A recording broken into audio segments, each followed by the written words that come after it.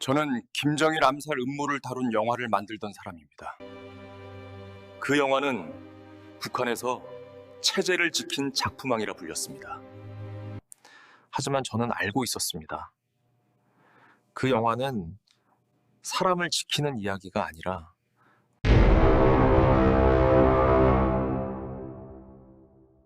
사람을 골라 내는 이야기라는 거려. 영화가 완성되던 날, 저는 원고 위에 찍힌 붉은 표시를 보았습니다. 그 순간 알았습니다.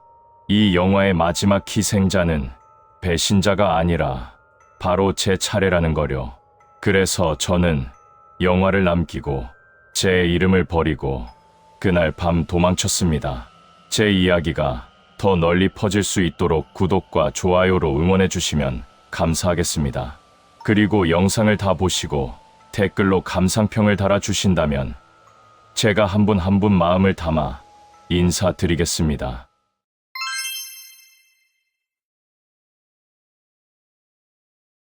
자, 이 대목부터 다시 읽어보시오. 그날도 평소와 다름없이 검열실 문이 닫혔습니다. 창문 없는 방, 희미한 전등, 담배 연기 냄새. 저는 책상 앞에 앉아 제 원고를 다시 펼쳤습니다. 김정일 암살 음모를 다룬 영화의 초고였습니다. 여긴 너무 사람 냄새가 나오. 검열관이 말하며 붉은 펜을 들었습니다. 그 펜 끝이 문장을 긋는 소리가 방 안을 갈랐습니다. 배고픔, 두려움, 이심. 그런 단어들이 줄줄이 지워졌습니다. 영화는 교육이요, 기록이 아니요. 그는 그렇게 말했습니다. 저는 고개를 끄덕였지만 손이 떨렸습니다. 지워진 건 단어가 아니라 그 단어를 살았던 사람들이었기 때문입니다. 잠시 침묵이 흘렀고 옆자리에 앉아있던 선배 작가가 낮게 중얼거렸습니다. 살고 싶으면 잘 지워야 하오. 그 말이 농담처럼 들렸다면 저는 아직 여기 앉아있지 않았을 겁니다. 이번 영화는 유난히 중요하다는 말을 들었습니다.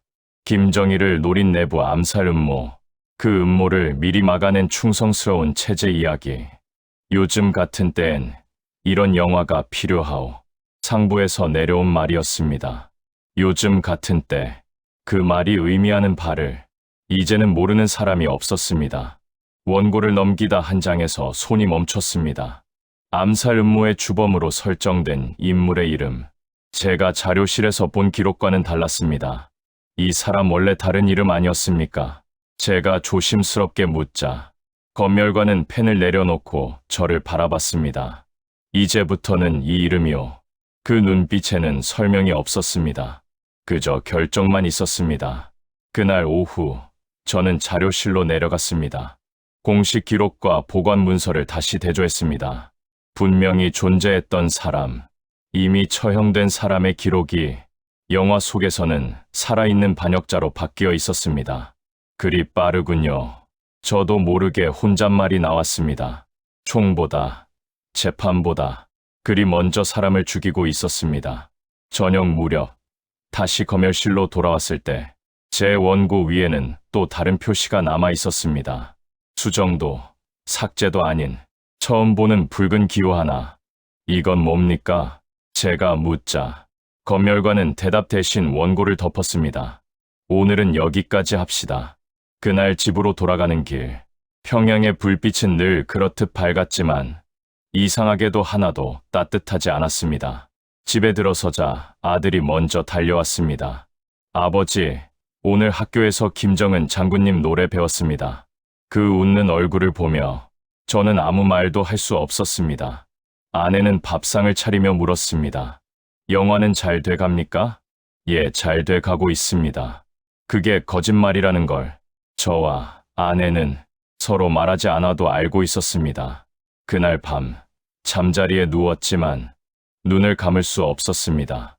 붉은 펜, 붉은 표시, 그리고 지워진 이름들이 머릿속을 떠나지 않았습니다. 그때 문득 이런 생각이 들었습니다. 이 영화가 완성되면 다음으로 지워질 이름은 누구일까? 그리고 그 질문이 제 가슴을 파고들었습니다. 저는 아직 몰랐습니다. 그 질문이 곧 제 삶을 국경 너머로 밀어낼 줄은요. 우리가 겪은 걸 정말 영화에 써도 됩니까? 그 질문을 처음 들은 건 자료 조사를 시작한 지 사흘째 되던 날이었습니다. 제작소 회의실에 사람들이 모였습니다. 참고인이라는 이름으로 불려온 이들이었습니다. 전직 보위부, 요원, 철도에서 평생 일했다는 기관사 노인, 그리고 군복 자국이 아직도 몸에 남아있는 노병 한 명, 다들 나이가 제법 있어 보였습니다. 어쩌면 저보다도, 어쩌면 제 아버지 세대쯤 되는 사람들이었습니다. 영화가 사실적이어야 합니다. 제가 조심스럽게 말하자 노병이 헛웃음을 쳤습니다. 사실적이면 살아남겠소? 순간 방 안이 조용해졌습니다. 저는 아무 대답도 하지 못했습니다. 처음에는 다들 말을 아꼈습니다. 녹음기 돌아가는 소리만 들렸고 누군가 문 쪽을 힐끔거리며 앉아 있었습니다. 그러다 철도 기관사 노인이 입을 열었습니다. 김정일 시절 말이오. 열차 하나가 멈추면 사람 서너 명은 같이 멈췄지. 멈췄다는 게 제가 되묻자 노인은 손으로 목을 긋는 신용을 했습니다. 이유는 몰랐소. 묻지도 않았고 그 말에 다른 사람들이 고개를 끄덕였습니다. 그 모습이 이상하게도 익숙해 보였습니다. 저 역시 그렇게 살아왔으니까요. 조금 시간이 지나자 술 한 병이 테이블 위에 올라왔습니다. 공식적으론 금지였지만 다들 그게 필요하다는 걸 알고 있었습니다. 영화에 쓸 거라면서요. 전직 보위부 요원이 낮게 말했습니다. 그럼 이 정도는 알아야지. 그의 이야기는 점점 구체적이었습니다. 김정일을 노린 암살 음모라는 이름 아래 실제로는 아무 증거도 없이 끌려간 사람들, 고문 후 자백서에 도장 찍히던 장면들, 진짜 암살 계획이 있었냐고요? 제가 묻자 그는 잠시 침을 삼켰습니다. 있었는지는 모르겠소. 다만 필요했지. 뭐가 말입니까? 저기, 그 말이 제 가슴을 세게 쳤습니다. 영화 속 설정이 아니라 현실의 논리였습니다. 그날 회의실에서는 웃음도 터졌습니다. 어느 순간 누군가 말했습니다. 그래도 그땐 말이오. 배급은 나왔잖소. 그러자 다들 웃었습니다. 웃기지만 슬픈 웃음이었습니다. 저도 모르게 따라 웃었고 그게 더 괴로웠습니다. 녹음이 끝나갈 즈음 노병이 제 손을 붙잡았습니다. 젊은 양반, 이거 진짜 영화로 만들면 당신은 괜찮겠소? 그 질문에 저는 아무 대답도 하지 못했습니다. 며칠 뒤 다시 만나기로 했던 날이 왔습니다. 회의실에 가장 먼저 도착했지만 아무도 오지 않았습니다. 1시간, 2시간, 끝내 문은 열리지 않았습니다. 오늘은 취소인가? 제가 담당자에게 묻자 그는 서류를 넘기며 말했습니다. 참고인 중 한 분이 몸이 좀 안 좋아서 그 다음 날도 회의실은 비어 있었습니다. 그리고 사흘째 되는 날 저는 알게 되었습니다. 그들 모두가 더 이상 참고인이 아니라는 것을 누군가 조용히 귀띔해 주었습니다. 그분들 영화엔 안 나오게 됐소. 왜입니까? 그는 주변을 살피더니 작게 말했습니다. 너무 많이 말했대. 그 말이 이상하게도 아주 행정적인 말처럼 들렸습니다. 마치 서류 하나가 폐기된 것처럼. 그날 밤 저는 원고를 다시 펼쳤습니다. 그들이 했던 말들을 문장으로 옮기려다 멈췄습니다. 이 문장을 쓰면 누군가 또 사라질 것 같았습니다. 쓰지 않으면 그들은 아무 일도 없었던 사람이 됩니다. 펜을 들었다 놨다 하며 혼잣말이 나왔습니다. 도대체 어디까지가 영화고 어디부터가 죄입니까? 그때 제 원고 맨 위에 다시 한번 붉은 기호가 찍혀 있는 걸 보았습니다. 이번에는 더 선명했습니다. 그 순간 저는 처음으로 확신했습니다. 이 영화는 과거의 암살 음모를 다루는 게 아니라 지금 말하는 사람을 가려내는 작업이라는 것을, 그리고 다음으로 불려갈 사람의 이름이 이미 정해져 있을지도 모른다는 생각이 머릿속에서 떠나지 않았습니다. 그 이름이 제 이름일 수도 있다는 생각과 함께요. 그 얘긴 이제 하지 마시오. 그 말은 명령도 아니었고 충고도 아니었습니다. 그저 이곳에서 오래 살아남은 사람의 생활 요령 같은 것이었습니다. 참고인들이 사라진 뒤 제작소 분위기는 눈에 띄게 달라졌습니다.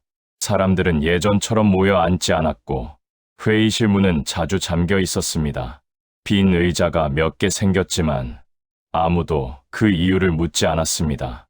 기관사 어르신은 어디 가셨습니까? 제가 조심스럽게 묻자 조연출이 서류를 정리하며 말했습니다. 원래 그런 분들이요. 왔다가 가는 그 말이 끝이었습니다.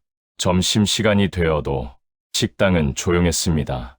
수저 부딪히는 소리만 들렸고 누군가 웃기라도 하면 주변을 먼저 둘러보는 게 습관이 됐습니다. 한 동료가 낮게 말했습니다. 요즘은 웃는 것도 눈치가 보이요. 웃으면 왜요? 그는 씁쓸하게 웃었습니다. 아무 생각이 없어 보이잖소. 그날 오후 영화의 중반부 각본 회의가 열렸습니다. 김정일 암살 음모가 드러나는 장면, 배신자가 체포되는 장면이었습니다.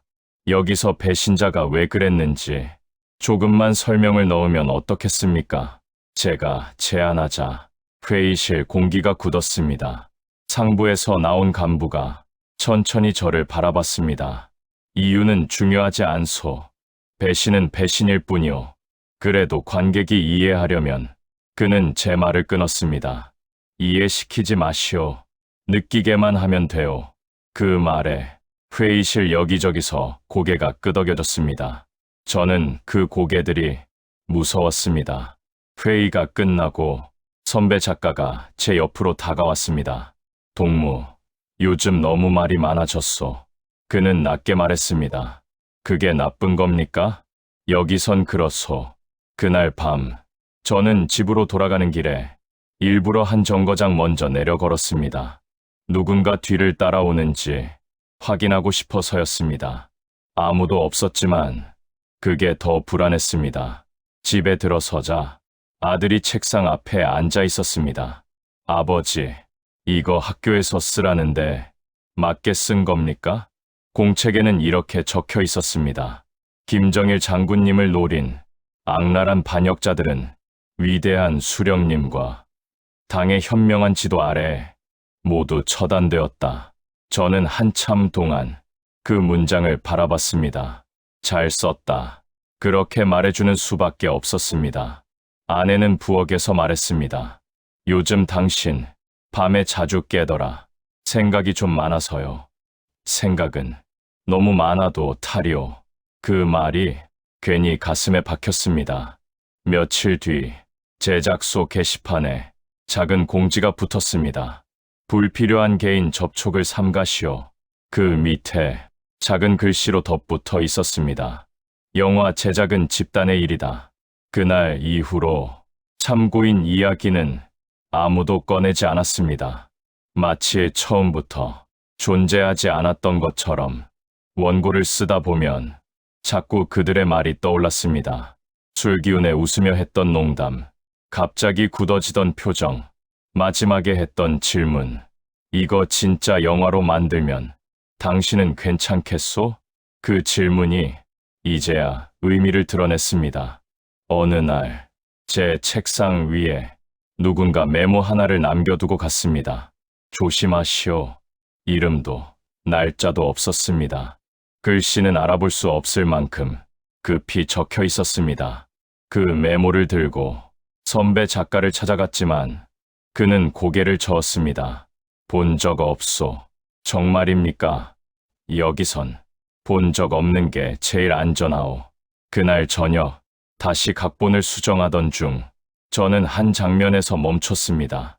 배신자가 체포되어 아무 말도 못한 채 끌려가는 장면이었습니다. 원래는 그가 왜 그렇게 됐는지 한 줄 설명이 있었습니다. 지금은 붉은 펜으로 지워져 있었습니다. 저는 잠시 망설이다가 그 설명을 다시 써 넣었습니다. 아주 짧게. 그는 너무 많이 알았다. 다 쓰고 나서 등골이 서늘해졌습니다. 다음 날 아침 그 문장은 깨끗이 사라져 있었습니다. 대신 그 자리에 익숙해진 붉은 기호가 찍혀 있었습니다. 이번에는 기호 옆에 작은 숫자가 하나 적혀 있었습니다. 3점. 그 숫자가 의미하는 걸 저는 이미 알고 있었습니다. 그건 장 번호도 페이지 번호도 아니었습니다. 그날 저녁 제작소에서 또 한 자리가 비어 있었습니다. 누군가 작은 목소리로 말했습니다. 오늘은 셋째요. 그 순간 제 가슴이 쿵 내려앉았습니다. 저는 이제 이곳에서 살아남는 법을 확실히 배웠습니다. 묻지 말 것, 기억하지 말 것, 그리고 말하지 말 것. 하지만 이미 너무 늦었습니다. 저는 알고 있었고, 기억하고 있었고, 원고에 써버렸습니다.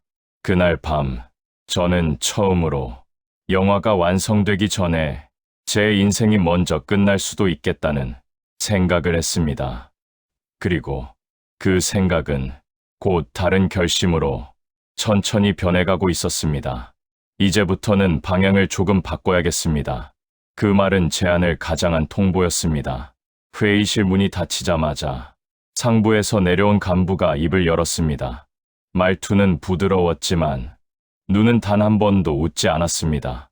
김정일 장군님을 더 위대하게, 그리고 김정은 동지를 더 또렷하게 보여주시오. 누군가 조심스럽게 물었습니다.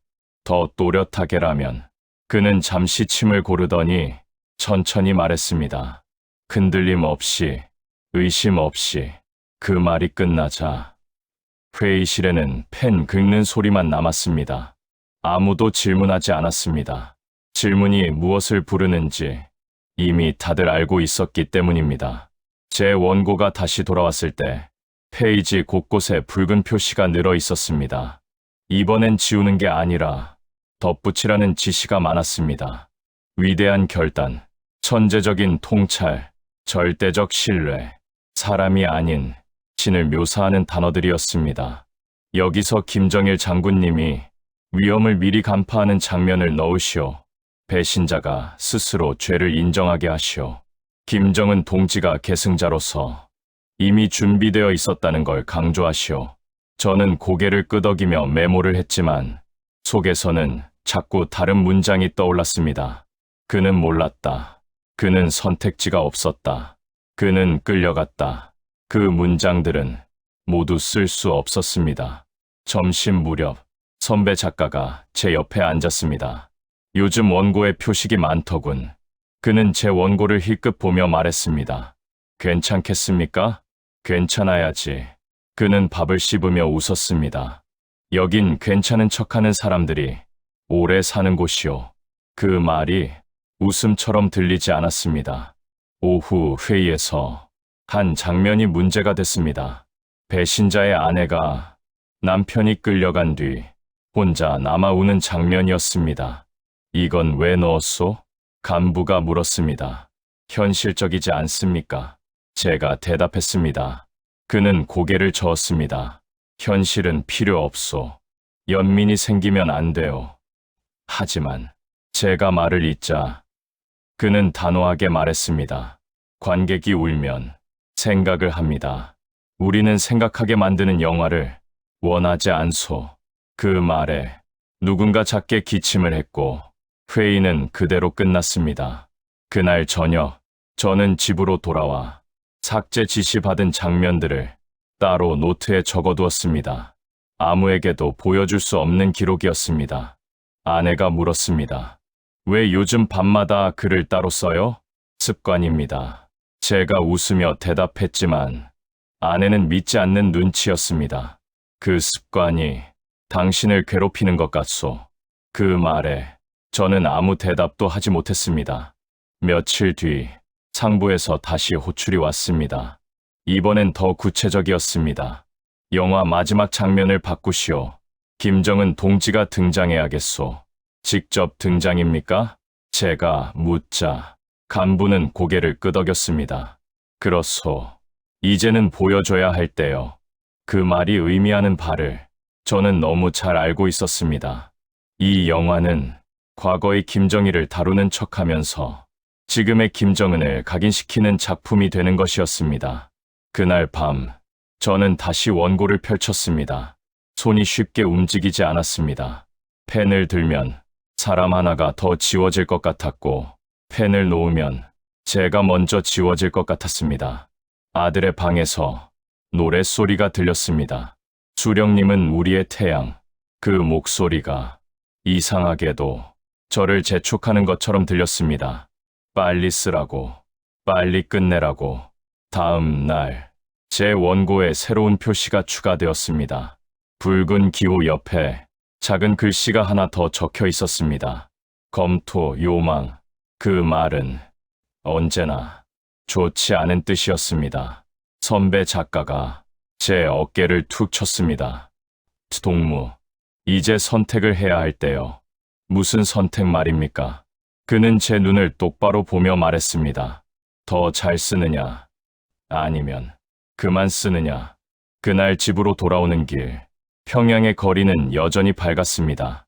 사람들은 웃고 있었고, 노래는 스피커에서 흘러나왔습니다. 하지만 저는 그 웃음과 노래 뒤에 보이지 않는 줄들이 사람들을 붙잡고 있다는 느낌을 지울 수 없었습니다. 그날 밤, 저는 노트에 이렇게 적었습니다. 이 영화는 사람을 지키는 영화가 아니다. 그리고 그 문장을 조용히 찢어버렸습니다. 왜냐하면 이제는 알았기 때문입니다. 지키려는 순간 이미 표적이 된다는 것을. 그때 처음으로 머릿속에 하나의 생각이 분명해졌습니다. 이 영화가 완성되기 전에 저는 이 자리에서 사라져야 한다는 생각이었습니다. 그 생각은 이후로 단 한 번도 제 머릿속에서 사라지지 않았습니다. 오늘 김정일 암살 음모 영화 공개, 영화 제작자의 충격적인 탈북 이유. 이 장면은 너무 현실적입니다. 그 말은 칭찬이 아니었습니다. 오히려 가장 위험한 판정이었습니다. 제 원고에서 또 한 장면이 통째로 빠졌습니다.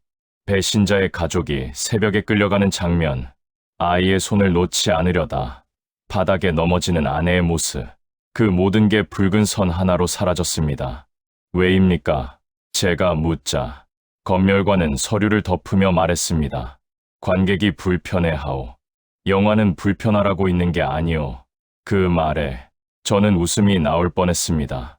불편하지 않게 하기 위해 사람의 인생을 지우는 곳이 바로 여기였기 때문입니다. 그날 오후, 저는 혼자 자료실로 내려갔습니다.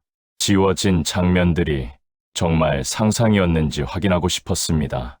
서랍 깊숙이 보관된 문건들, 공시의 기록이 아닌 열람 흔적조차 거의 없는 종이 묶음, 한 장, 또 한 장 넘기다 손이 멈췄습니다. 삭제된 장면과 똑같은 상황이 그대로 적혀 있었습니다. 날짜, 장소, 가족 구성까지. 저는 소리를 내지 못했습니다. 문건 맨 아래에는 이렇게 적혀 있었습니다. 처리 완료. 처리, 사람이 아니라 물건처럼. 그 순간 속이 울렁거렸습니다. 제가 지운 장면은 상상이 아니라 이미 끝난 삶의 기록이었습니다. 그날 집에 돌아오니 아내가 말했습니다. 오늘 시장에서 누구네 집 얘기 들었어요. 무슨 얘기요? 어젯밤에 갑자기 이사 갔다네요. 이사, 그 말이 이제는 어떤 뜻인지 저도 알고 있었습니다. 왜 그렇게 보세요? 아내가 물었습니다. 아무것도 아닙니다.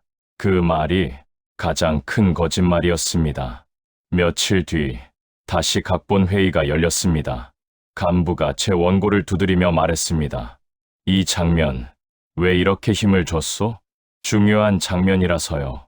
중요한 건 우리가 정하는 거요.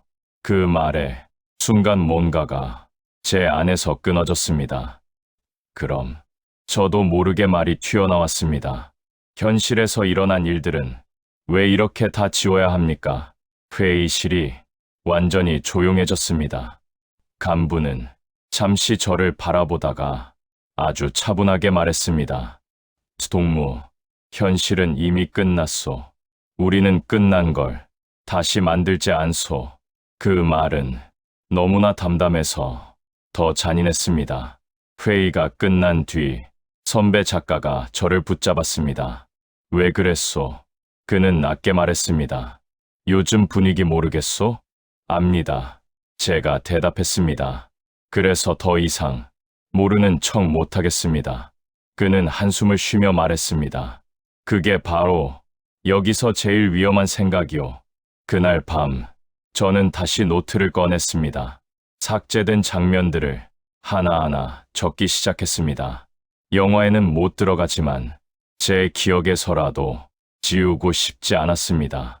아내가 제 옆에 앉아 조용히 물었습니다. 당신 요즘 무서운 꿈 꾸죠? 예, 나도 그래요. 아내는 웃으려 했지만 눈가가 젖어 있었습니다. 괜히 불안해서 그 말을 듣는 순간 제가 무너졌습니다. 저는 이 집을, 이 가족을 지키기 위해 글을 쓴다고 생각해왔습니다.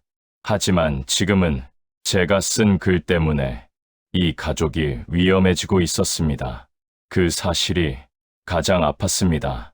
다음 날, 제 책상 위에 서류 한 장이 놓여 있었습니다. 공식 결제 문서였습니다.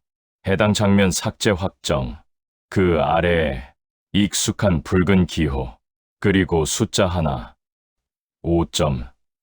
그 숫자를 보는 순간 저는 확실히 느꼈습니다. 이제는 장 번호가 아니라 순서라는 것을. 그날 점심시간 식당에서 누군가 농담처럼 말했습니다. 요즘 영화 잘 되면 사람 하나씩 빠진다더라. 웃음이 터졌지만 아무도 크게 웃지 않았습니다.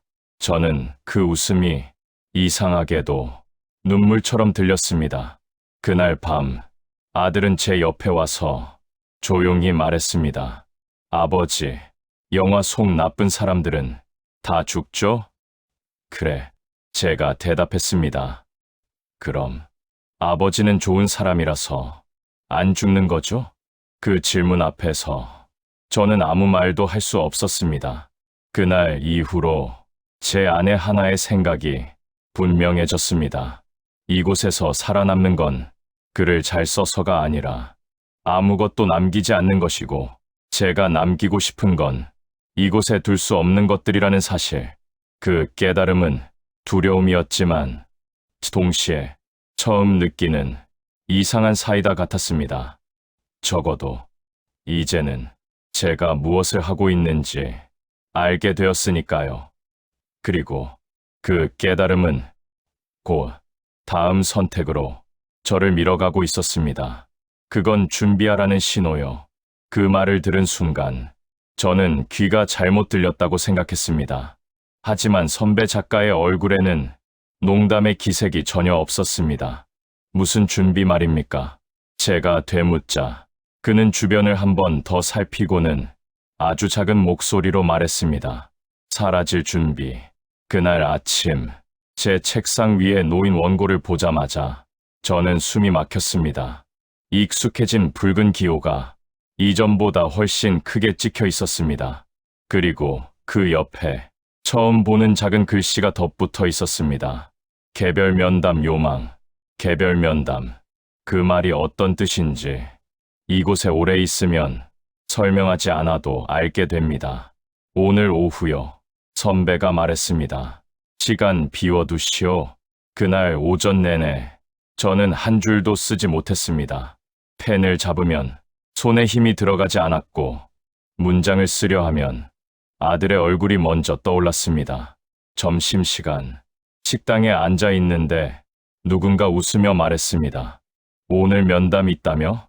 그 웃음이 왜 그렇게 크게 들리던지요. 별일 아니겠지. 제가 대답하자 그는 고개를 끄덕이며 말했습니다. 그럼 다행이고, 그 말이 위로인지 작별인지 알 수 없었습니다. 오후가 되자 저는 지정된 방으로 들어갔습니다. 창문 없는 작은 방, 의자 2개, 그리고 책상 하나. 맞은편에 앉은 사람은 늘 보던 검열관이 아니었습니다. 처음 보는 얼굴이었고 표정이 너무 차분했습니다. 긴장하지 마시오. 그가 먼저 말했습니다. 우리는 당신을 잘 알고 있소. 그 말이 저를 더 긴장하게 만들었습니다. 영화 작업은 충실히 하고 계신 것 같소. 그는 제 원고를 넘기며 말했습니다. 다만 몇 가지 궁금한 점이 있소. 무엇입니까? 왜 자꾸 지워진 장면들을 다시 살리려 합니까? 저는 잠시 망설이다가 말했습니다. 현실이기 때문입니다. 그는 웃었습니다. 아주 짧게. 현실은 우리가 정하는 거요. 그 말이 제 가슴을 때렸습니다. 그리고 또 하나. 그는 종이를 넘기며 말했습니다. 참고인들에 대해 유난히 신경을 쓰더군요.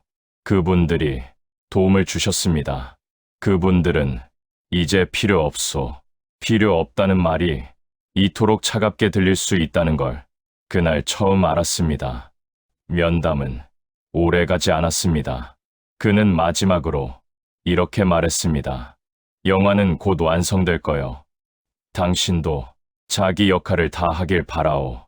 그 말은 칭찬처럼 들렸지만 저는 알고 있었습니다. 역할을 다하면 무대에서 내려와야 한다는 뜻이라는 걸. 방을 나와 복도로 나오자 다리가 풀렸습니다. 벽을 짚고 한참을 서 있었습니다. 그때 선배 작가가 다가와 제 어깨를 붙잡았습니다. 봤소? 예. 그럼 이제 알겠지. 그는 더 말하지 않았습니다. 말이 필요 없었으니까요. 집으로 돌아가는 길, 저는 계속해서 뒤를 돌아봤습니다. 누군가 따라오는 것 같았고 아무도 없으면 그게 더 무서웠습니다. 집에 들어서자 아들이 뛰어왔습니다. 아버지, 오늘 학교에서 영화 얘기 나왔어요. 무슨 얘기? 선생님이 그러셨어요. 이번 영화는 우리나라를 지키는 아주 중요한 영화래요. 그 말을 듣는 순간 웃음이 나올 뻔했습니다.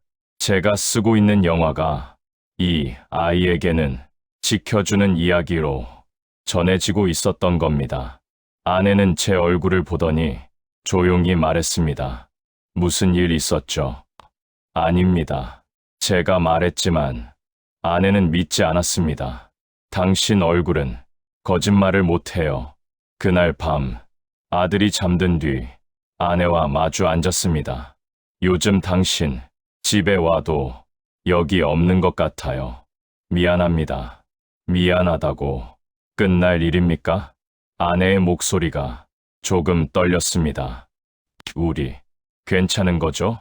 그 질문 앞에서 저는 처음으로 대답을 피했습니다.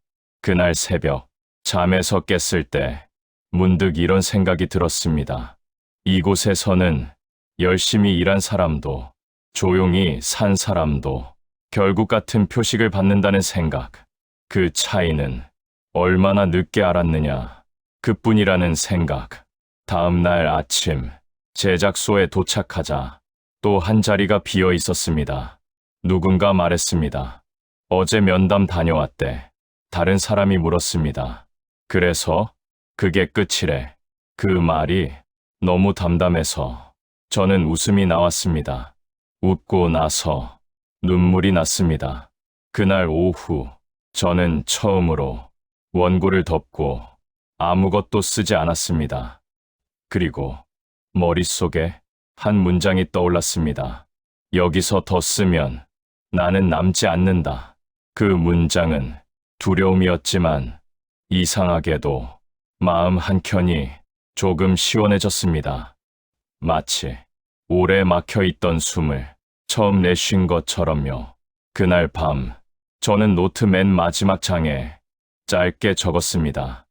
이제 영화보다 내 인생의 결말을 먼저 써야 한다. 그 문장을 쓰는 순간 저는 알았습니다. 이제 저는 관찰 대상이 아니라 결단을 내려야 하는 사람이 되었다는 걸. 그리고 그 결단은 조만간 되돌릴 수 없는 방향으로 저를 데려갈 것이었습니다. 당신 어디 가요? 아내의 그 한마디에 저는 신발끈을 묶다 말고 손을 멈췄습니다. 평소보다 조금 이른 출근이었고 평소보다 조금 무거운 가방을 들고 있었습니다. 제작소에 일이 좀 있어서요. 저는 최대한 평온한 목소리로 말했습니다. 아내는 잠시 저를 바라보다가 아무 말 없이 고개를 끄덕였습니다. 그 고개 끄덕임이 허락인지 체념인지 알 수 없었습니다. 그날부터 저는 말을 줄이기 시작했습니다. 괜히 입을 열었다가 표정으로라도 들킬까 봐서였습니다. 아내와 아들에게 괜히 웃어 보이기도 했고 괜히 짜증을 내기도 했습니다. 아들이 물었습니다. 아버지, 요즘 왜 자주 늦어요? 영화가 마무리 단계라 그렇다. 그럼 영화 끝나면 좀 쉬어요? 그 질문에 저는 대답하지 못했습니다. 끝난다는 말이 어떤 끝인지 저만 알고 있었기 때문입니다. 제작소에서는 아무 일도 없는 척해야 했습니다. 원고를 넘기고 회의에 앉고 고개를 끄덕였습니다. 하지만 제 머릿속에서는 이미 다른 계산이 시작되고 있었습니다. 어디로 나갈 수 있는지, 누구를 만나면 안 되는지, 무엇을 남기면 안 되는지. 선배 작가가 담배를 피우며 말했습니다. 요즘 동무, 원고에 집착이 없구먼. 이제 다 쓴 것 같아서요. 그는 제 얼굴을 한참 보더니 작게 말했습니다. 그럼 이제 다른 걸 챙겨야겠네. 그 말이 암호처럼 들렸습니다. 그날 오후 저는 취재 명목으로 외곽 지역 방문 허가를 받았습니다. 영화 후반부 배경 조사를 위한 일정, 상부에서 직접 도장을 찍어주었습니다. 잘 다녀오시오. 간부는 웃으며 말했습니다. 영화는 당신 손에 달렸소. 그 말이 왜 그렇게 섬뜩했는지 모릅니다. 집에 돌아와 가방을 정리했습니다. 겉으로 보기엔 평범한 취재 가방이었지만 안쪽에는 제가 몰래 모아둔 메모 몇 장과 지워진 장면들의 기록이 들어 있었습니다. 아내가 물었습니다. 이번엔 며칠이에요? 이틀이면 옵니다. 그 말이 거짓말이라는 걸 저는 알고 있었습니다. 아내는 한참을 서 있다가 조용히 말했습니다. 당신 어디 가지 않죠? 그 질문에 저는 웃어 보이려 했습니다. 하지만 입꼬리가 뜻대로 올라가지 않았습니다. 왜 그런 생각을 하십니까? 그냥 아내는 잠시 말을 멈췄다가 이렇게 말했습니다. 요즘 당신은 짐을 싸는 사람이 아니라 작별하는 사람 같아서. 그 말에 가슴이 철렁 내려앉았습니다. 그날 밤 아들이 잠든 뒤 저는 아내 옆에 앉았습니다. 말해야 할 것 같았고 말하면 안 될 것 같았습니다. 혹시 아내가 먼저 입을 열었습니다. 무슨 일 있으면 나한테는 말해줘요. 그 말이 저를 더 괴롭게 했습니다. 지키기 위해서 말하지 말아야 한다는 게 이토록 잔인한 일인 줄 그때 처음 알았습니다. 다음 날 새벽 집을 나서며 저는 아들의 이마에 조용히 입을 맞췄습니다. 아들이 꿈속에서 작게 웃었습니다. 아버지, 잠결에 부르는 소리에 저는 발걸음을 멈췄습니다. 한 발짝만 더 가면 돌아올 수 없을 것 같았습니다. 그래도 돌아보지 않았습니다. 차에 올라타 제작소를 벗어나자 평양의 건물들이 하나둘 멀어졌습니다. 그 건물들 속에 제가 쓴 문장들이 아직도 남아있다는 생각이 들었습니다. 동행한 안내원이 무심하게 말했습니다. 이번 취재는 중요한 일정입니다. 알고 있습니다. 불필요한 행동은 삼가시오. 그 말이 경고라는 걸 저는 잘 알고 있었습니다. 차창 밖으로 도시가 사라지고 산과 들이 나타났습니다. 그 풍경을 보며 이상하게도 가슴이 조금 가벼워졌습니다. 그 순간 제 머릿속에는 한 가지 생각만 남았습니다. 이 길은 영화를 완성하러 가는 길이 아니라 제 말을 되찾으러 가는 길이라는 생각. 저는 아직 탈출하지 않았습니다. 아직 국경도 보지 못했습니다. 하지만 이미 한 발은 돌아올 수 없는 곳에 들어와 있었습니다. 그날 밤 숙소에서 혼자 앉아 창밖을 보며 작게 중얼거렸습니다. 이제는 글이 아니라 걸음으로 써야겠군요. 그 말이 제 인생에서 가장 솔직한 문장이었습니다. 그리고 그 문장은 곧 더 큰 선택으로 저를 끌고 가고 있었습니다. 잘 만들었소. 아주 잘.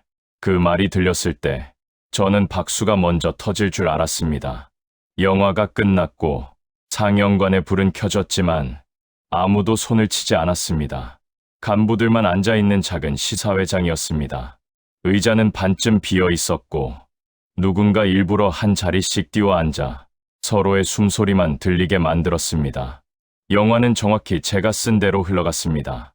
김정일을 노린 암살 음모, 배신자들의 검거, 그리고 마지막에 등장한 김정은 동지의 결단 장면, 화면이 꺼지자 짧은 정적이 흘렀습니다.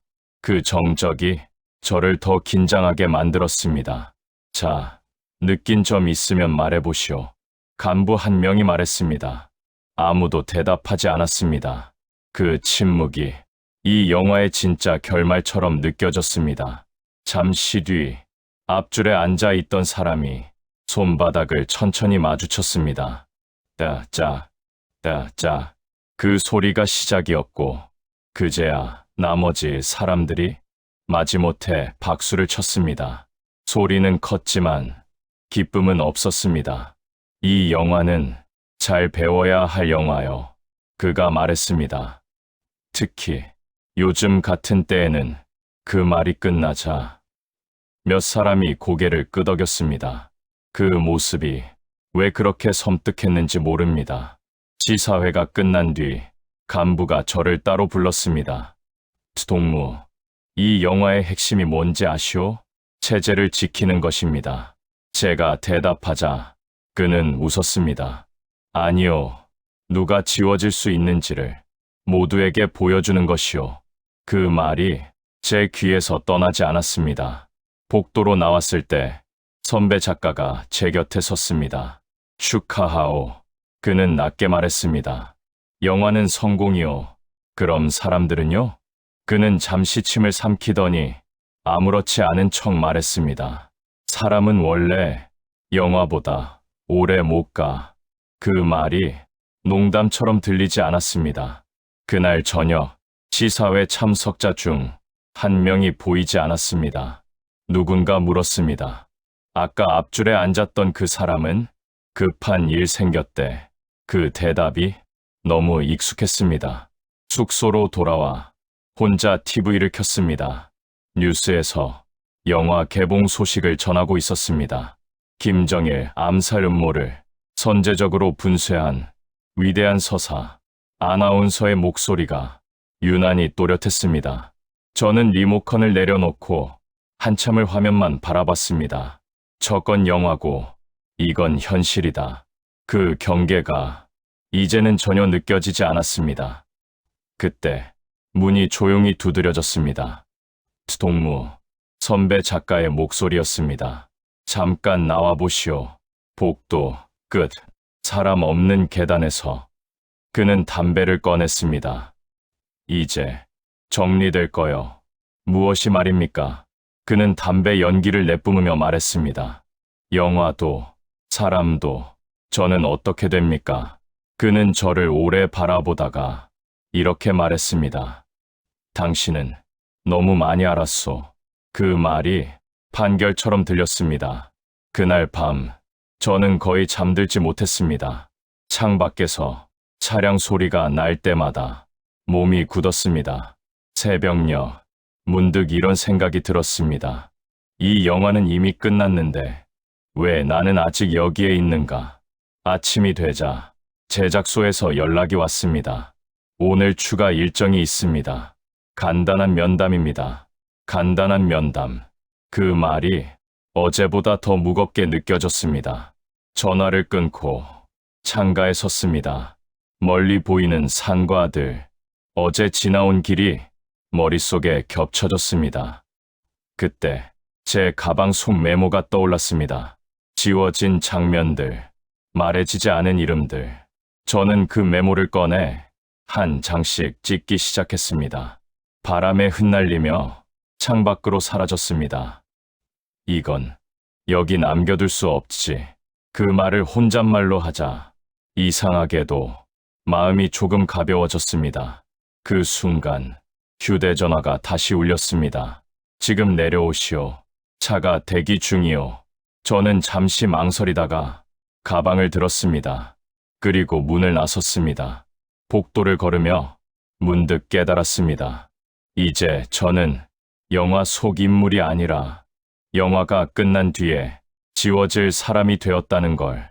엘리베이터 문이 닫히는 순간 제 마음속에서는 이미 하나의 결정이 굳어지고 있었습니다. 이번에 차에 타면 다시는 선택할 수 없다는 결정. 문이 열리면 누군가는 저를 다시 부를지도 모릅니다. 하지만 그 부름을 이번에는 따르지 않을 생각이었습니다.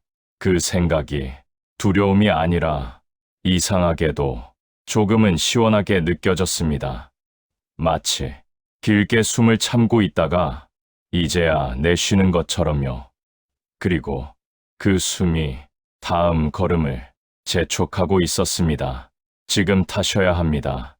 차 문이 열려 있었고 운전석에 앉은 남자는 제 얼굴을 보지 않았습니다. 그 말은 권유가 아니라 이미 정해진 순서처럼 들렸습니다. 저는 한 발짝 다가갔다가 멈췄습니다. 그 짧은 순간에 제 인생이 갈라지고 있다는 걸 분명히 느꼈습니다. 잠깐만요.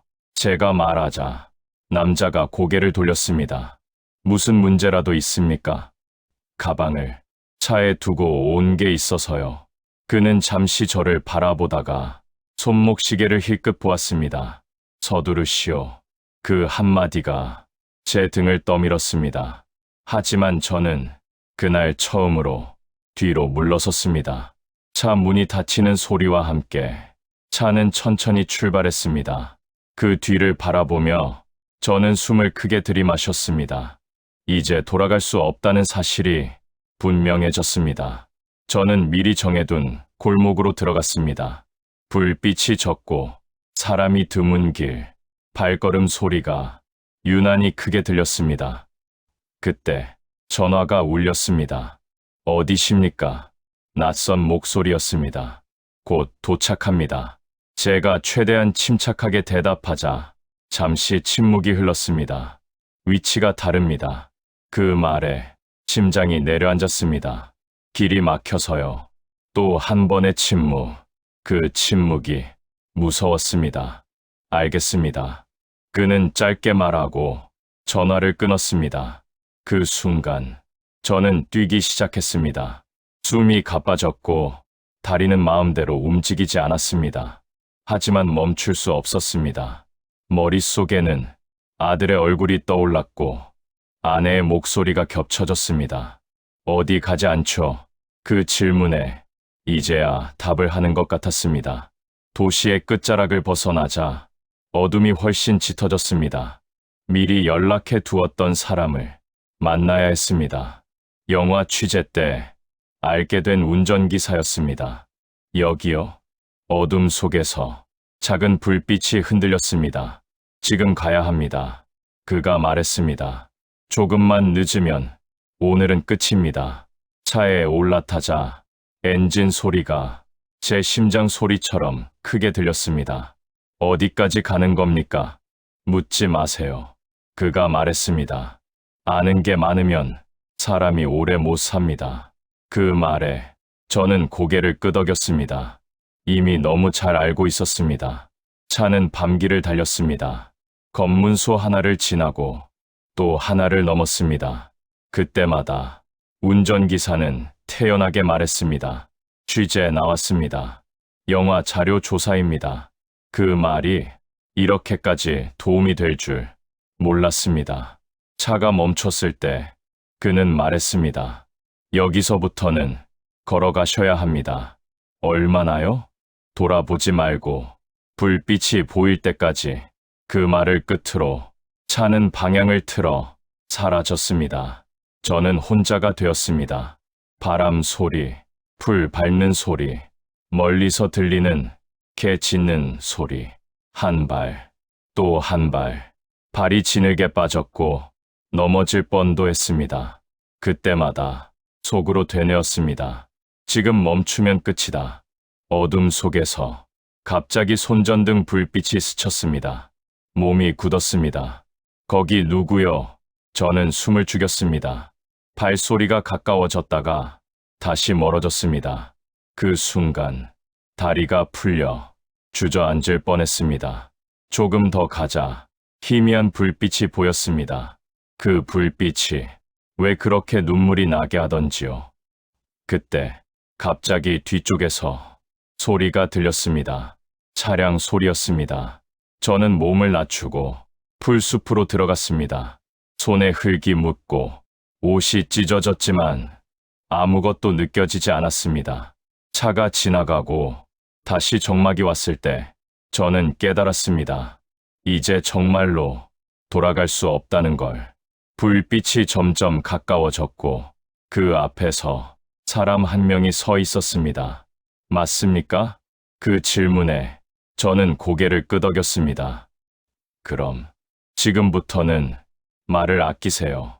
그는 짧게 말하고 앞장섰습니다. 그를 따라 걸으며 저는 마지막으로 북쪽 하늘을 돌아봤습니다. 그곳에는 제가 쓴 영화가 남아있고 제가 사랑한 가족이 남아있었습니다. 미안합니다. 저는 속으로 말했습니다. 지키지 못해서. 그때 저를 안내하던 사람이 조용히 말했습니다. 울 시간은 건너고 나서 하세요. 그 말이 이상하게도 저를 붙잡아 주었습니다. 한 발짝, 그리고 또 한 발짝. 그 순간 제 안에서 이상한 감정이 올라왔습니다. 두려움보다 조금 더 큰 감정, 살아야겠다는 생각이었습니다. 그리고 그 생각이 제 다리를 앞으로 내밀게 했습니다. 여기까지 오느라 수고하셨습니다. 그 말이 들렸을 때 저는 대답하지 못했습니다. 수고했다는 말이 이렇게 낯설게 들린 적은 처음이었기 때문입니다. 국경을 넘은 뒤의 공기는 차갑지도 따뜻하지도 않았습니다. 다만 숨을 쉬어도 아무도 묻지 않는 공기였습니다. 저는 한동안 아무 말도 하지 않았습니다. 말을 하면 모든 게 꿈처럼 사라질까 봐서요. 혹은 제가 다시 불려갈까 봐서요. 괜찮으십니까? 누군가 물었지만 저는 고개만 끄덕였습니다. 머릿속에는 영화의 마지막 장면이 계속해서 반복되고 있었습니다. 김정일을 지켜냈다는 이야기, 김정은의 결단으로 모든 반역이 끝났다는 결말, 그 영화를 만든 사람이 지금 이 자리에 있다는 사실을 아무도 모르고 있었습니다. 며칠 뒤 조용한 방에서 저는 처음으로 제 이야기를 꺼내기 시작했습니다. 저는 그 한마디를 꺼내는데 오래 걸렸습니다. 북한에서 저는 늘 누군가를 대신해 말했기 때문입니다. 수령을 대신해서, 당을 대신해서, 체제를 대신해서. 하지만 이제는 제 이름으로 제 말을 해야 했습니다. 저는 영화를 만들던 사람이었습니다. 그 말을 하자 이상하게도 가슴이 시원해졌습니다. 마치 오래 묵은 가래를 처음 뱉어낸 것처럼요. 제가 만든 영화는 지금도 북한 어딘가에서 상영되고 있을 겁니다.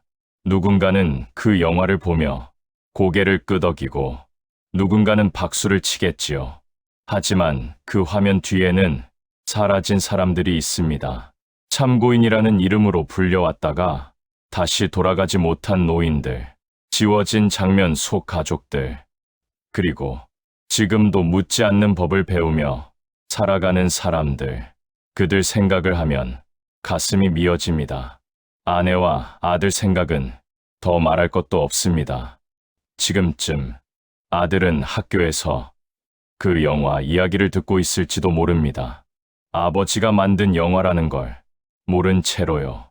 그 아이가 나중에라도 진실을 알게 된다면 저를 용서해 줄지 저는 알 수 없습니다.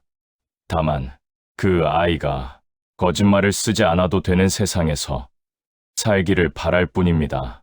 어느 날 라디오를 통해 북한 영화 소식이 흘러나오는 걸 들었습니다. 체제 결속을 위한 걸작이라는 말이 반복되고 있었습니다. 저는 조용히 라디오를 껐습니다. 영화는 남았고 저는 사라졌습니다. 하지만 진실은 사라지지 않았습니다. 누군가는 이야기를 해야 했으니까요. 그래서 이렇게 말씀드리고 있습니다. 이건 한 편의 영화 이야기가 아니라 그 영화를 만든 사람이 끝내 선택한 삶의 방향에 대한 이야기입니다. 북한에서 영화는 오락이 아닙니다. 영화는 경고이고 명령이며 침묵을 가르치는 도구입니다. 그 안에서 살아남는 법을 배우는 대신 저는 도망치는 법을 택했습니다. 비겁하다고 생각하실 수도 있습니다. 가족을 두고 떠난 선택이 옳았는지 저도 아직 모르겠습니다. 하지만 확실한 건 하나입니다. 그곳에 남아 있었다면 저는 지금 이 말을 할 수 없었을 겁니다. 저는 오늘도 잠들기 전 같은 질문을 스스로에게 합니다. 그날 차에 탔다면 나는 지금 어디에 있었을까?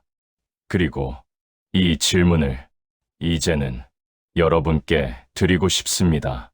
만약 여러분이 저와 같은 상황이었다면 끝까지 남아서 침묵하는 선택과 모든 것을 버리고 떠나는 선택 중 어떤 길을 택하셨겠습니까? 여러분의 생각을 댓글로 남겨주시면 이 이야기는 저 혼자의 것이 아니라 우리 모두의 이야기가 될 것이라 믿습니다.